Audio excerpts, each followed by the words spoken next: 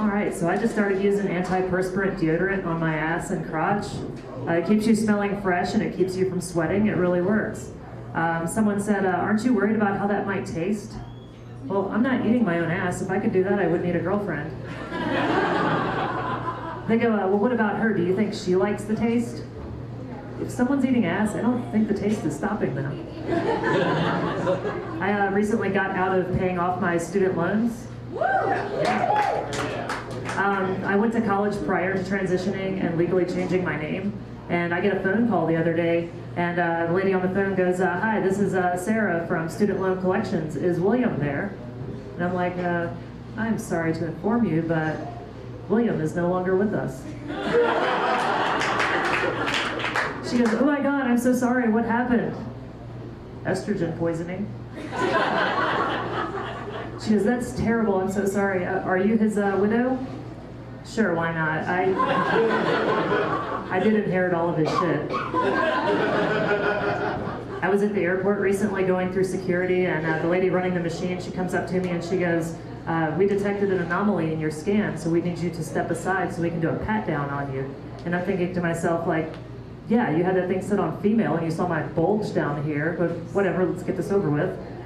So she pulls me aside and she's doing the pat down and she gets between my legs and she goes, do you have anything sharp down here that I could potentially stab myself with? Now, me being a comedian, I thought this was a great time for a joke, so I go, well, it's not sharp, but I've stabbed a few people with it. And I found out real fast that the TSA does not have a sense of humor, okay? She pulled me aside and called security over, and I had to jump in and explain myself before she tried to ship me to Guantanamo Bay for trying to smuggle my dick on a plane. Someone asked me if I regretted not being born female. I was just like, are you kidding? Guys buy me drinks and hold the door open for me, and I don't have to bleed out of my vagina every month? I got all the strengths of being a woman and none of the weaknesses. I'm like Blade.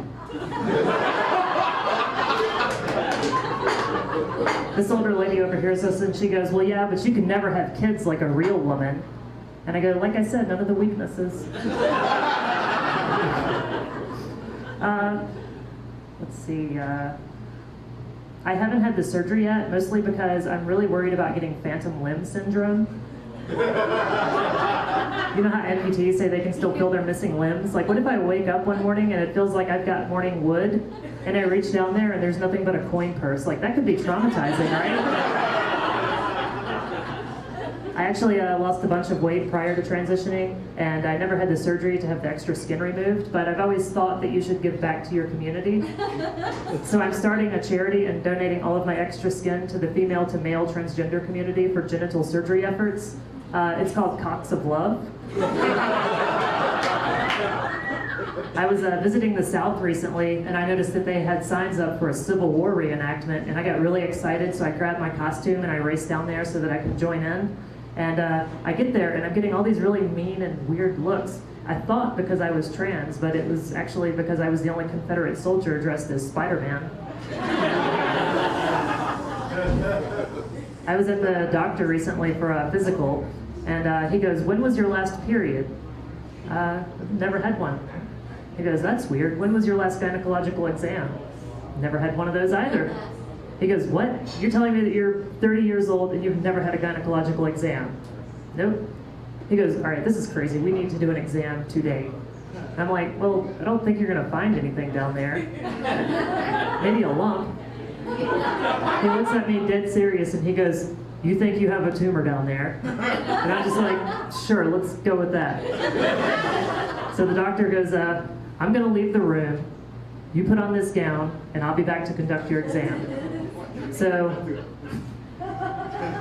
he leaves, I put on the gown. He comes back in, he tells me to hop up on the table, lay down. So I do. He puts the stirrups up, tells me to put my legs up. So I do. He opens the gown up, and then there's just dead silence for what feels like forever. And he goes, yeah, I guess you wouldn't have a period, would you?